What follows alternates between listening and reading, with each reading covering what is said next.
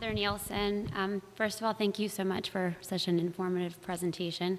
I think prior to this, I was leaning towards wanting to at least save the outside, but it was really nice to see some of the parts of the inside that might be worth saving, even if it's a historical demolition situation. Just a few points. One, someone mentioned the universal pre-K, and even if that's not a decision that we choose, it just might be mandated at some point. So I just hope we would be considering that, like if in the future we have to have universal pre-K, where would it go? So I just think that might be something to be considering, that it might not be a choice for the village. In terms of the financials, I think a lot of times we're not talking about what happens after demolition. So I know a lot of people think that, okay, we demolish it, and then there's nothing there, it's a field, it's cheap, we don't have to pay for that. But there's a lot of opportunity costs there where we could be putting something else in that spot. And we're losing a lot of revenue by not having anything else there that can be rented out. So maybe we have a soccer field that can be rented out, but you could put, I'm guessing you could put another building there that meets the parkland designation and then make money off of that. So I feel like that is something to consider as well, that at some point we might just put another building there. And so do we want to have this building, which is beautiful, or another building that may not be as nice but is less expensive? I don't know, just things to think about, because I feel like it's not brought up a lot in these discussions. And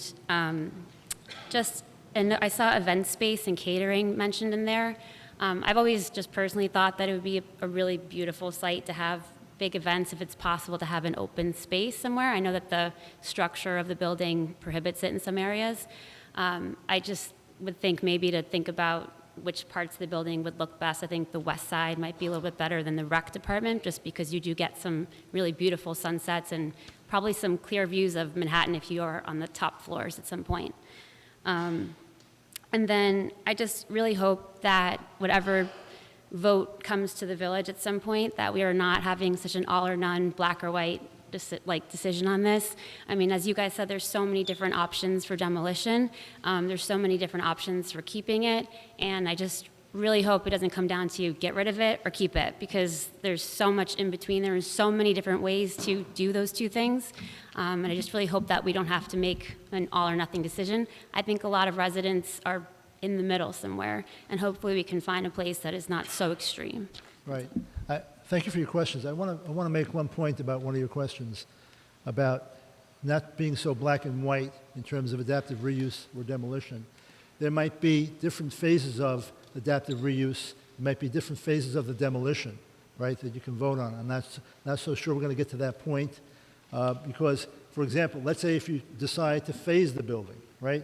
If you want to save, let's say, a portion of the building, right? That's a different way of proposing it. So we want to make sure that we cover all those bases. I'm not sure we're going to have adaptive reuse A, B, and C and demolition A, B, and C, right? I'm not sure we're going to get to that point. We'll do the best we can based on the input we get from the residents. If the residents want that, we can certainly accommodate that. And that might be a very clever way of doing it.